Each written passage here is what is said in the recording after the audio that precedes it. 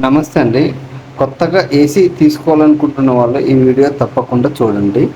Inverter AC మరియు non inverter ఏసీల service, maintenance మరియు repair ఖర్చుల మధ్య ఉన్న ముఖ్యమైన తేడాలు ఇవే అండి. ఇన్వర్టర్ ఏసీ వీటిలో ఇండోర్ మరియు అవుట్డోర్ యూనిట్లలో చాలా క్లిష్టమైన ఎలక్ట్రానిక్ సర్క్యూట్లు మరియు అధునాతన సెన్సార్లు ఉంటాయి.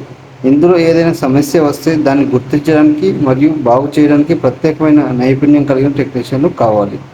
నాన్ ఇన్వర్టర్ ఏసీ వీటి ఎలక్ట్రికల్ డిజైన్ చాలా సింపుల్గా ఉంటుంది. సాధారణ రిలేలు మరియు కెపాసిటర్లను ఉపయోగిస్తారు కాబట్టి ఇది ఏ లోకల్ టెక్నీషియన్ అయినా సమస్యలను సులభంగా గుర్తించి రిపేర్ చేయగలరు.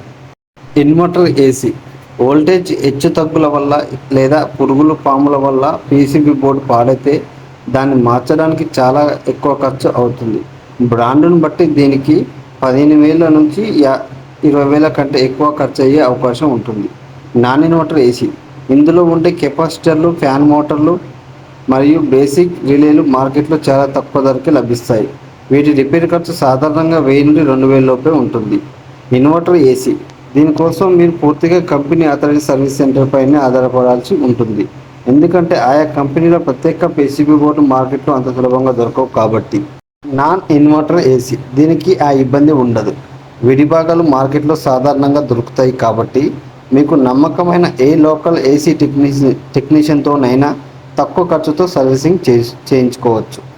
మీకు తక్కువ మెయింటెనెన్స్, క్యాసిల్ తక్కువ, రిపేర్ ఖర్చులు మరియు లోకల్ సర్వీసింగ్ సౌలభ్యం కావాలంటే non inverter AC best choice. Repair ఖర్చులు ఎక్కువైనా పర్లేదు కానీ నెలవారీ కరెంట్ బిల్ తక్కువ కావాలి అనుకుంటే ఇన్వర్టర్ ఏసీ తీసుకోవచ్చు. కానీ పీసీబీకి అదనపు వారంటీ ఉండేలా చూసుకోండి.